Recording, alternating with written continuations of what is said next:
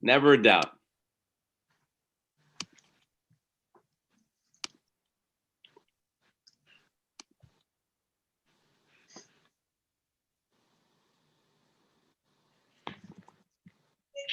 Never a doubt.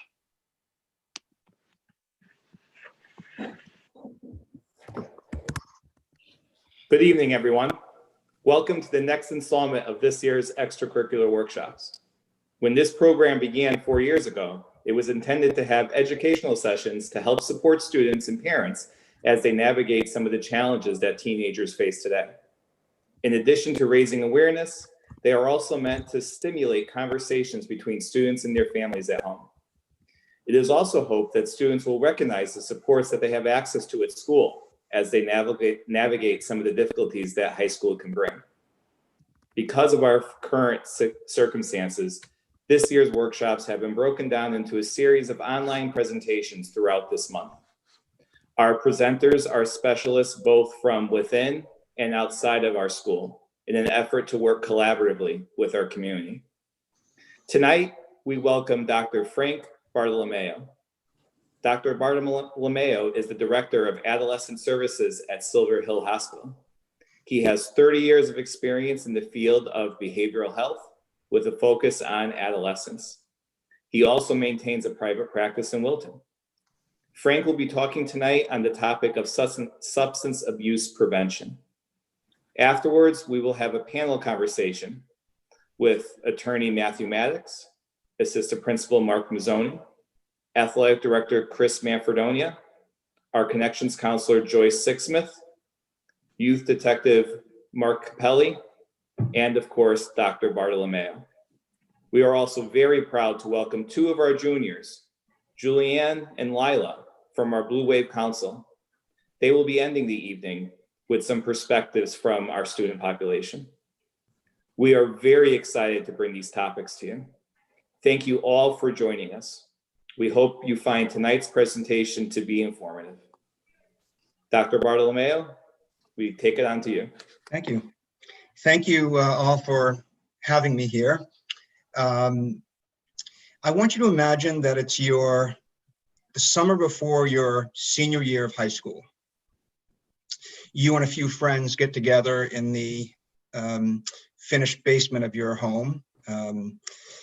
Your parents are home as well, and you begin to do a lot of drinking, both beer, wine, and liquor. After doing a number of shots, you decide you're going to go take a ride and visit some other friends. So you and two friends climb into your car and drive off. And then imagine you get into a very serious car accident. You survive, your friends survive, but they're both critically injured. And one spends months in the hospital recovering. And I share this story because this is not a fictitious story. This is the story of a young lady I recently treated. And this incident turned her life and her parents' lives upside down. Suddenly, her college future doesn't seem so promising. She's facing a host of legal issues. Her parents are being sued by one or both of the families because they hosted this event and were aware that these kids were drinking in their home. This story reminded me that alcohol is still our #1 drug problem in the United States. And I know over the last few years, I've been talking more and more about the dangers of cannabis use. But alcohol still remains #1 as the most commonly used substance or drug among teenagers. And so I want to talk to you in particular about underage drinking, but really the role of binge drinking. So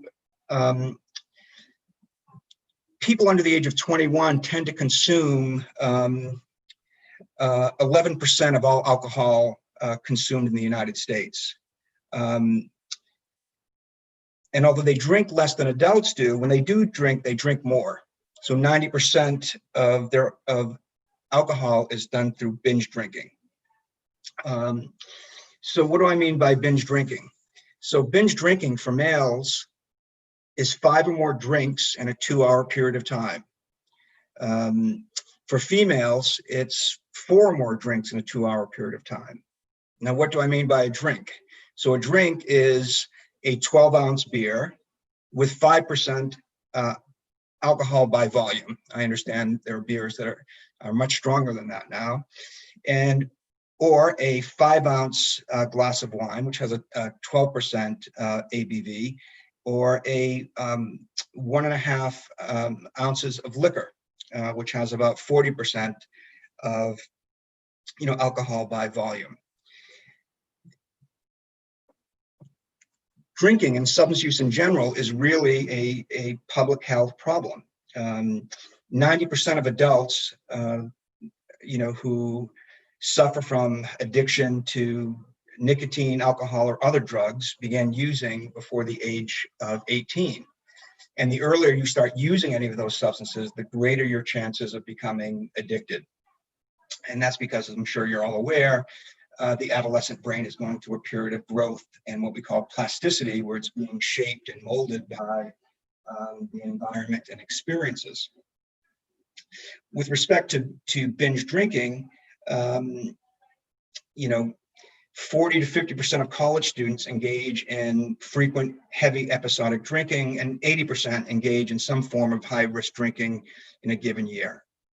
And it's estimated about half of American high school students, currently use some sort of addictive substance, nicotine, alcohol, or other drugs, and 1 in 3 meets the medical criteria for addiction. So for binge drinking during adolescence, what are some of the consequences? So as I just mentioned, there's a heightened risk for addiction. There's also accidents and injuries. And in 2011, there were about 190,000 visits to emergency rooms across the country by people under the age of 21 for alcohol-related injuries. Also, it's been estimated that on average, alcohol plays a factor in the deaths of over 4,000 people under the age of 21 each year. And so here we're talking about fatalities due to automobile accidents, alcohol poisoning, drowning, deadly injuries can play a role in suicide. And of course, people can die from, aspiration, where they get sick and vomit and, drown in their own vomit. The other consequences is there's an increased risk for risky sexual behavior, including unintended pregnancies, STDs, and there's an increased vulnerability to be either a perpetrator or a victim of physical or sexual assault. And a lot of male-on-male violence that I've witnessed and observed, almost always alcohol plays a role. And then there's impaired brain function and reduced academic, performance, which I'll speak about in a moment. I do want to talk about alcohol poisoning because that has become, at least in my practice, a more serious and sad event that I've seen in the last few years. So the adolescent brain has not yet developed kind of what we call the cutoff switch that tends to make people go to sleep or pass out after too much drinking. So that means you can consume dangerous amounts of alcohol, especially when you're using liquor or doing shots, and you don't realize it until it's too late. And the way alcohol affects the brain, it affects the first part of the brain first and goes all the way back to the brain stem, which controls a lot of our autonomic systems like breathing, blood pressure. And essentially what can happen is, alcohol is a depressant, meaning that's the effect it has on the central nervous system. Essentially, your body can shut down after having consumed too much alcohol, particularly in a short period of time. So binge drinking can and does kill, and it kills as many as all the other drugs combined. And I've had professional experience of kids dying in college, in particular, from binge drinking. Alcohol during adolescence affects really two parts of the brain, two systems. So one is the prefrontal cortex, and that's the front of the brain that's responsible for making good judgments, planning, anticipating consequences.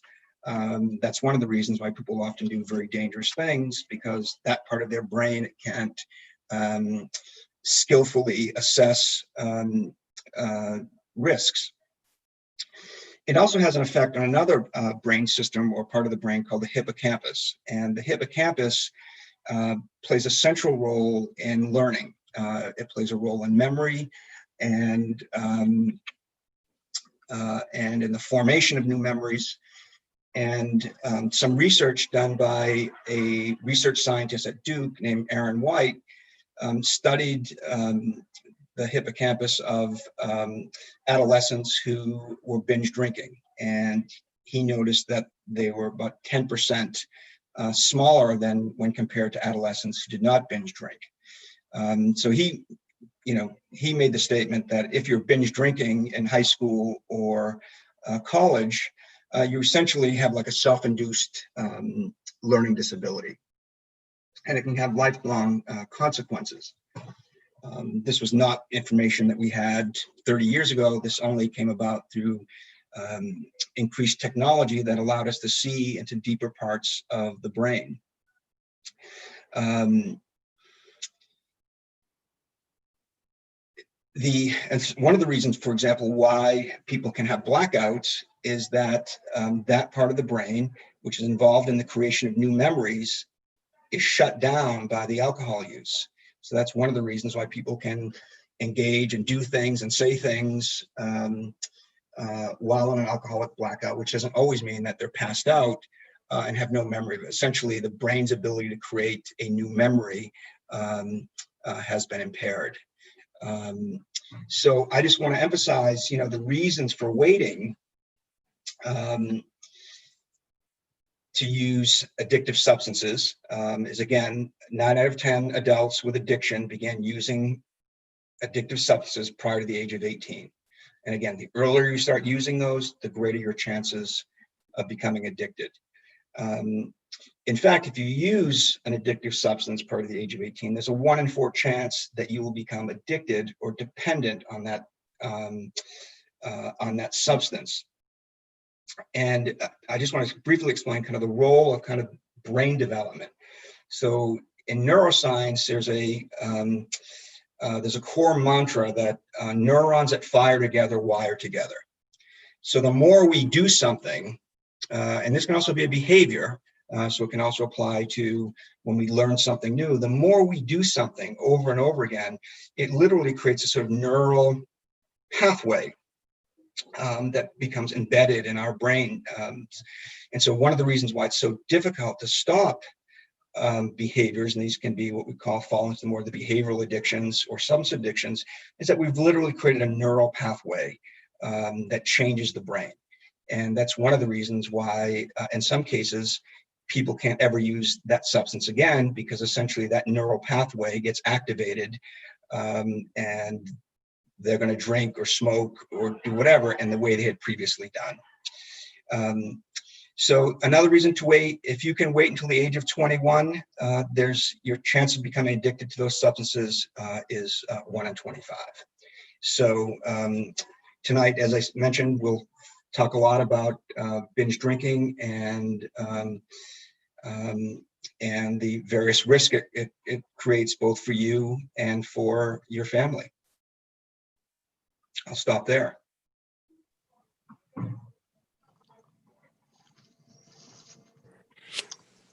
Thank you very much, Frank. I appreciate it. Yeah.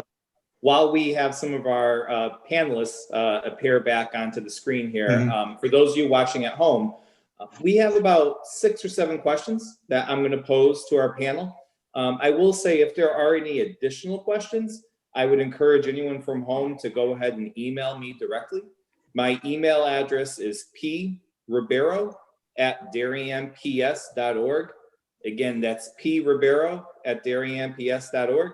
You could either email me now, or you can email me after this presentation, and I can always forward the email to any of our presenters who it pertains to. So feel free to please interact with us through my email, and I'll try to pose those questions as time allows. So I want to start off, and again, I want to thank all of our presenters, both from within the school community and from without, to helping us tonight. Obviously, talking about such an important topic, and it's something that's still obviously very relevant to our kids. Joyce, if you don't mind starting us off first, what drives teens to substance use? I prepared an answer because it's such an important one, and I want to get it right. Thank you, Paul. One of the factors that I think that drive teens to engage in underage drinking and other drug use is the need for social inclusion. Kids want to fit in. If their peer group starts drinking or vaping or getting high together, sometimes, not all the time, it's hard to resist that experimentation and engaging in that same behavior because they want to stay connected with their peers who they love and want to feel connected to. It is so very important for young people to fit in. They want to be liked and admired by their peers. That is why anything parents can do to encourage and coach their kids to have strong self-esteem, the ability to say no to substances and feel comfortable with that is crucial. The second thing I would mention is that young people use substances to manage stress. The stress they might carry. I call it stress overload. I would also like to include that some kids self-medicate for their anxiety or their depression. I don't know if Dr. Bartolomeo wants to make any other comment clinically on that. Well, I would say that it's a larger cultural issue. So alcohol and drinking is a cultural artifact of the United States.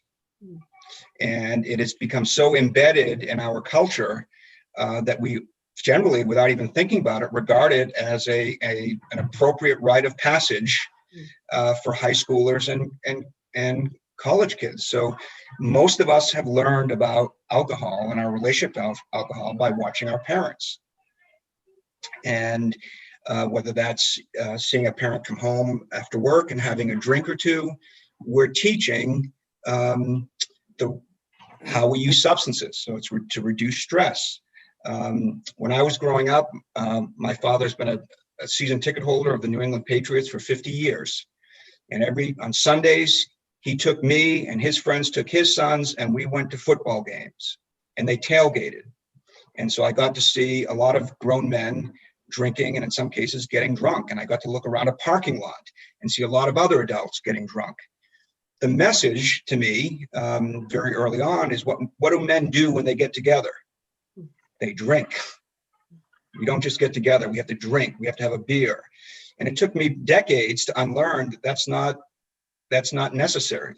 So I would say that drinking and alcohol is such an embedded part of American culture that it's just simply passed on as almost a normative rite of passage. And I've had many parents say, this is what high school kids do. This is what college kids do. I did it. And they've often give very ambiguous messages to their children. Although the science has told us we have much more information about the risks of drinking, but our behavior hasn't caught up with the science. Dr. Bartolomeo, if you don't mind expanding a little bit on that. So what is the impact on a young adult's mental health and their overall physical well-being from drinking at such an early age? So in addition to all the consequences and risks I talked about, if you're using a substance to cope, and some people do that, some people do it because they like the way it feels. But if you're using it to cope with stress and other kinds of difficulties, you're not going to develop other kinds of healthy coping mechanisms. If you can discover, oh, well, I can just drink, or I can take a rip, and it's going to change the way I feel. Why would you develop coping skills that require, that we tolerate distress or being uncomfortable for a period of time? So it can actually erode the development of mature, healthy coping mechanisms. And so, stressors that on the outside look minor are often experienced by kids as major catastrophes. We're seeing this at the college level where, anxiety is, epidemic. And a lot of kids are responding to what we would regard, many of us from a different generation, as normal and minor stresses, as if there's been a major catastrophe. Alcohol, because it's a depressant, also can play a role in the development of depression. So in some cases, mental health issues lead to using substances, and they develop what we call a co-occurring disorder. In other cases, the alcohol use or cannabis use creates a mental health issue. We're certainly seeing this with cannabis and its role in inducing psychotic experiences for kids. So pretty significant. Absolutely. Thank you. Yeah. This next question is for Mark and Chris. What are some of the consequences for a Darien High School student if they are found in possession or under the influence of alcohol or other drugs while they're at school or a school-sponsored event? Thank you, Paul. So when there's an incident involving one of our students and the use of drug or alcohol in school at a school-sponsored event, we really try to do two things. One is identify the cause of the decision and the behavior. And then two is to ultimately try to change the behavior. And discipline is part of that. It's part of the equation. And so either on campus or off campus, for a nicotine infraction, it's a in-school suspension for a day. Alcohol and other, THC is a 5-day in-school suspension. And then Chris and Mark can talk about the athletics and also how it affects, might be referred to JRB as well. But I'll say that that's not the most important part of it. Part of the consequences of an incident like this is the resource that we can provide actually in the school. So talking to Joyce Sixsmith, our connections counselor, we have school psychologists that are trained in helping with this. We have a social worker. We have referrals to outside organizations. So, again, it's really just addressing the cause of behavior and really trying to change it as a team. And parents are involved in those conversations from the start. So really, there's just a team of people to help to make sure that there are better decisions made in the future. Chris, do you want to talk about athletics, please? Yeah, thanks, Mark. And I'd just like to reiterate what Mark just mentioned in terms of, the health and wellness of our student athletes being the priority. Mark mentioned the first thing that we would do when the students found either use of or possession of an illegal drug or substance at a school-sponsored activity or event would be to refer them to Joyce Sixsmith and get to the root of the why. But as Mark mentioned, discipline is unfortunately part of the consequence that comes along with those decisions. And for athletics, it would result in a suspension of 14 calendar days from practices from their athletic team or competitions, as well as a potential loss of leadership position if they held one within their team as well. So while we do try to get to the root of what the issues are, we do refer them to Joyce Sixsmith. There are consequences that unfortunately do come along with those behaviors and those decisions. Can I say one line, Paul? And I know we have to keep moving. 9 times out of 10, I want to say 10 out of 10, such great things come from it. I'm so grateful that they do come to see me 2 times. Many come thereafter. And, we're able to get the kids the support they need, whether it's with me or outside of school or even through the guidance department and our other wonderful resources. So thank you. Thank you. Detective Capelli, do you mind talking a little bit about how the JRB would play a role in this? Sure, absolutely. So for those who don't know what the JRB is, it stands for the Juvenile Review Board. We are fortunate enough to have some of the panelists here tonight to actually sit on the board. And it's a way of taking a child who has committed a crime, and hopefully it's a minor crime. We will not take anything, any type of felony type crime or anything like that. And rather than put them through the judicial system at an early age, we present them before the Juvenile Review Board. And the purpose of that is to have the child or the student claim what they've done, take possession of the crime they've committed, show remorse before the board, and then have the board hand out some sort of punishment that we would feel would direct the student in a better direction, have them realize the consequences of what their actions were. So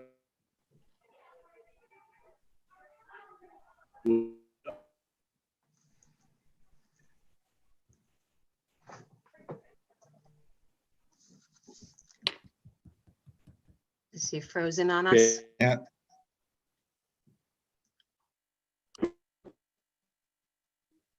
Paul, I think you're muted, Paul. Detective Capelli, can you hear us? He looks pretty frozen. Yeah. So while we try to resolve that, Mark, can you finish up a little bit about the purpose of JRB? Sure. So the student and family comes and speaks to some members of the community and some of the members of the police department as well.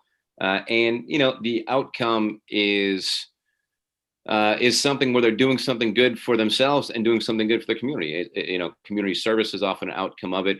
Letters of apology, conversations with administrators, people in the schools, school psychologists. So really, it comes from a place of, again, trying to make sure the student has a way to, atone for what they've done, but also just make sure they learn from it and do something good for the community. So I'll say, and Joyce can verify this, I'll say that many times after the community service is done, the student will stay on with that community service. Or if we, mandate that the student finds a job to fill up their time and do some good, they'll stay on that job. So, a lot of the outcomes of the JRB process are long lasting, and we've seen a lot of really good change in behavior and just change in lifestyle for the better because of it.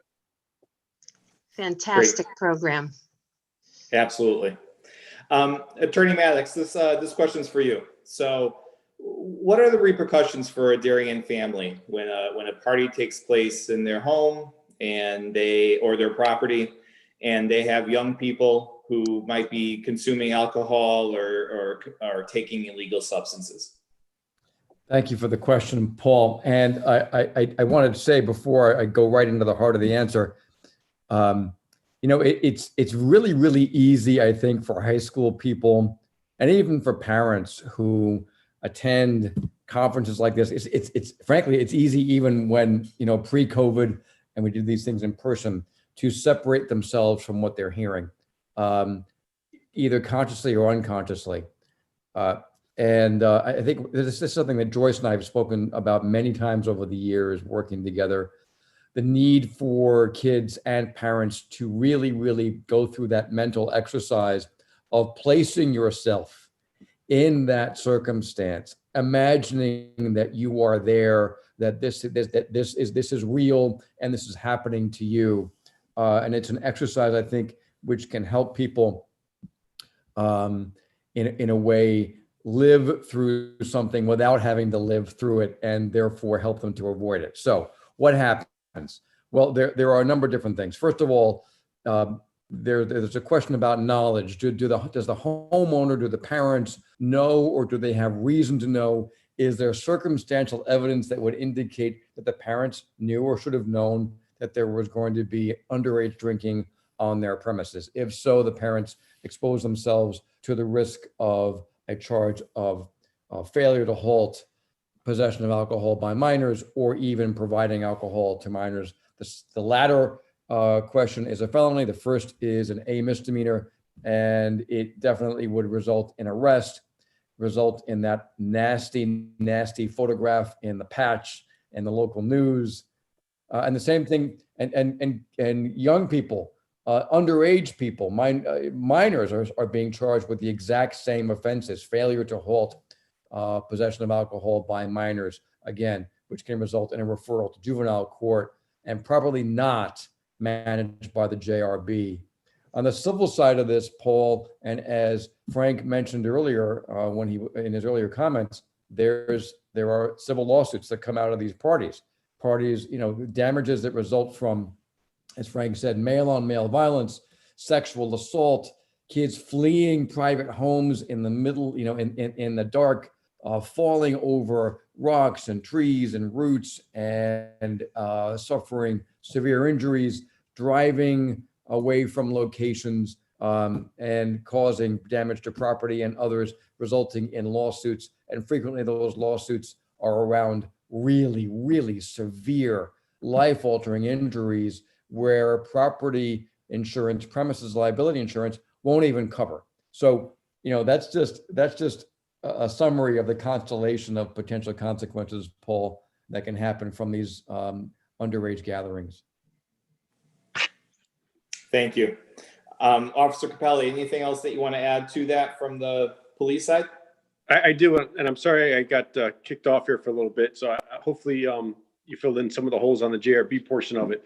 But Yep. Just a couple things, two other things I wanted to mention that I don't think parents consider when they're allowing these parties to take place. And I'm sure Attorney Maddox would be versed on this. So we mentioned the sexual assault, we mentioned the physical assaults, the other injuries.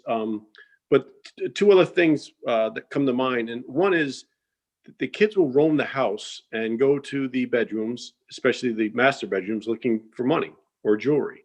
So you end up having a potential crime scene at your house now where you're missing items of value from your home. The other thing is they will wander into your bathroom and start looking for pills. And pills being prevalent the way they are today, they're looking for your oxycodones and your pain medicines and your other pills that probably were prescribed for a surgery a year or two ago, and they still sit in your bathroom, your medicine cabinet, and they'll look for those and take those. That's just another avenue that these kids will go down and get into trouble with, all falling back on the parent or the homeowner. Great. Thank you very much. I appreciate it. This next one's for Frank and for Matt. How can a parent be a positive role model in terms of substance abuse prevention? Matt, you want to go first? Sure, I'll be happy to, since I'll have less to say than you will probably. But this is such a clinical question. This really goes to the heart of the clinical side of this, and I think the work that Paul does and Joyce does. But in our practice, and this is such a desperate need for recognition on the part of parents. It comes down to, and again, Frank mentioned and implied this earlier, it's about modeling. It's about what, do you walk the walk after talking the talk? You can't talk about this stuff. You can't talk about abstaining. You can't talk about leading a healthy lifestyle and then have your kids see you knocking down 2 scotches and a beer, a bourbon, a couple of martinis every night. You can't have it both ways. It's modeling how you manage your stress, how you manage problems. It's demonstrating your own ability to objectively and calmly talk openly about your vulnerabilities, talk about what your problems are, have dinner together at night and say, you know what, this is what happened to me today. This is what a jerk I look like. This is how it came out, and really showing that you're a human being rather than a robot and perfect all the time. It's that model of perfection, I think, which is driving so much of the stress of the kids who walk through our practice. Yeah, I think Matt said it perfectly. So really, we have to first take a look at ourselves and look at, what have we modeled, what have we conveyed, non-verbally, particularly, shaping this behavior when kids are younger, and if we were wrong, to be able to to address that. We also know that one of the environmental interventions that parents can do is just simply not having alcohol in the house.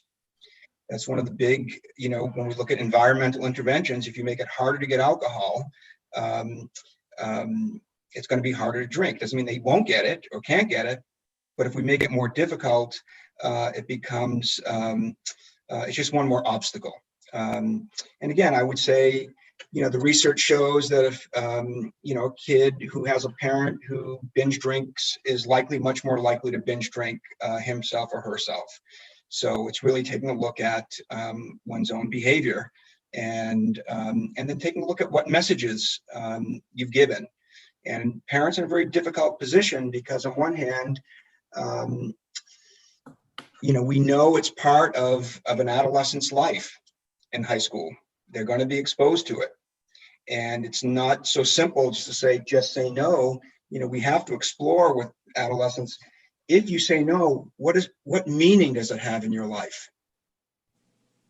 If you say no to substances, how will this affect your life? What meaning does it have for you? Will you not be invited to parties? Will you not be able to hang out with the high status kids? Will you have to endure, chiding and other kinds of things? We have to explore that part too, because adolescents are caught between, Joyce mentioned, they have a drive to belong and to be connected. And often will just engage in things to be part of a social group. Absolutely. Thank you. Yeah. I have one more question for our panel. But before I ask that, I'm going to remind anyone watching from home again, if you have any questions for our panelists, please feel free to email me at pribeiro@darien.ps.org. So this one's for Mark and for Joyce. So what resources are available for parents and students if they need support with a substance issue, or if they're concerned about a friend or a family member substance use? Mark, do you want to go first? Sure. And, I'll let Joyce be more specific with some of the resources that we have in school. But I just want to say a few things. What Joyce says is really, really, really important. And, we do have a lot of resources in the school, but families and students don't necessarily need to know exactly what each one is. They need to just know that there are so many adults that are trained to help, and all those adults can point them in the right direction. So we've had a number of students, this year even, come to a counselor, come to an assistant principal, come to a psychologist, come to a teacher, not necessarily worried, with a problem themselves, but letting us know that they're worried about a friend. And that is just so important. And then we're able to follow up with that friend and that family. And, sometimes there is something that we can address and help with, and sometimes there isn't. But, just being able to go to any adult in the building and saying that I'm worried about myself, or I think I might have a problem, or I think my friend might have a problem.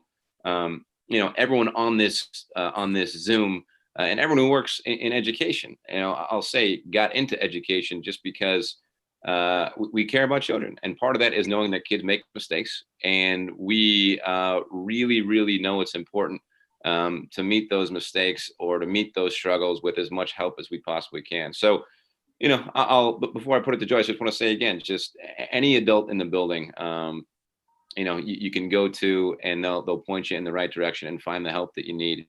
And we're happy to do it. And we understand that that's a part of growing up, is asking for help and needing help, and we're here to provide it. I actually love what you said, Mark, about the Blue Wave family at our school, because every adult, we all work together as a team. Teachers will come to me or to others, and it's really been very productive and helpful for kids. I just want to mention that I am the Connections Counselor, and my specialty is substance abuse and addiction in families. Kids are welcome to come to me anytime via Zoom or in person. Parents now can call me or have appointments via Zoom. I'm available days, weekends, and evenings. I have a very flexible schedule. I also have a very strong network of outside referral sources in case folks just want to do it outside of school. That's okay too. And I just want to reiterate, we have an incredible team of school counselors and the social worker and the school psychologist. I have never in my 37 years worked with such competent, kind souls. So we're here for you whenever you'd like. Thank you. Thank you very much, Joyce. So at this time, I don't have any questions. So I'll turn it over to Joyce for, I think, my favorite part of the evening. And I'll let Joyce take us from here. Okay, so Julianne and Lila, could you put on your cameras? We welcome you to be part of this panel discussion. So I am the Connections Counselor, but I also have the privilege of being the advisor for the Blue Wave Council. And that is a group of students from 9th through 12th grade at Darien High School that choose to be substance-free and commit to healthy decision-making. And I am so thrilled to have Julianne and Lila come and speak with us. They have been volunteering their time to serve on our extracurricular forum committee. They have contributed to the content of our forums and will offer some important information and advice on the important topic of substance abuse prevention. So Julianne, I'm going to go to you first. How about, could you please just say, introduce yourself, your grade, and say a nice word about our Blue Wave Council and what you feel it could offer Darien High School teens. Go, Julianne. Hi, I'm Julianne Teitler. I'm a junior and I'm on the executive board of Blue Wave Council. In my eyes, Blue Wave Council is a unique committee that spreads important advice that everyone, especially high schoolers, should know about, because the information we learn and the stories we hear will stay with us for the rest of our lives. Beautiful. And could you tell our viewers tonight, parents and teens and professionals who are viewing in, why you choose to be substance-free and how you managed to do that during your high school years? I choose to stay substance-free because I think of my future and the person I want to become, and I'm committed to developing who I am and my health naturally rather than being dependent on something. Beautiful. Okay. Okay, can we just hear a wow? Can we just have Yeah. Can we just hear about, there? Attorney Maddox is a frequent guest in our council, and we've had some principals, Mark has come, etc. That is a very bold young woman we've got there. Yeah. Thank you, Julianne. One They of all our are. all-star hitters, they all are. Okay, Lila, you are up to bat. Could you Hi. introduce yourself, please, your name, your grade, and why don't you tell everyone what you love so much about Blue Wave Council? We not only have kids come, parents are very involved as well. Go, Lila. Hi, I'm Lila DeGennaro. I'm also a junior. And to me, Blue Wave Council is a very welcoming group of people where we educate ourselves and other students on all types of health, like mental, physical, and emotional. And I think the environment we create is so important for high school students to be a part of, and the information we share is so important for high school students to learn. So nicely said. Thank you, Lila. And why, from your heart, do you personally choose to be substance-free? And how do you get through during your high school years making that decision? I say substance-free by surrounding myself with people who I feel like I can trust and be listened to by, and by doing fun, safe activities. I do this because any substance use, especially at high school age, can lead to an addiction, which hurts everything we work towards in high school. I see my peers working so hard, and I do not want that to be thrown away for them. Wow, listen to you. Thank you so much. Thank you on behalf of our group, Julianne and Lila, for representing our executive team and our members. Thank you. Great. Thank you very much. Wave, Before baby, Blue Wave. before we conclude tonight's presentation, is there any last words of advice or wisdom that we want to give to our community from any of our panelists? I'll just reiterate what I said before. Just make sure you're using us. Make sure you're going to any adult in the building. And again, you don't need to know any of those resources, but we can point you in the right direction and help you through anything that you guys need. Definitely. Well, with that, I think I'll conclude tonight with that. But again, I want to give a big, huge shout out and thank you to Dr. Bartolomeo, Joyce Sixsmith, Attorney Maddox, Chris Manfredonia, Detective Capelli, Mark Mazzoni, and especially to Julianne and Lila. We really appreciate everyone donating their time tonight, and we hope everyone at home really found this to be informative and helpful. So thank you very much, everyone. Enjoy your evening and stay safe out there. Thank you. Thank you, everybody. Thank you. Good night, everyone. Great Night. job. Good night, folks. Thank you.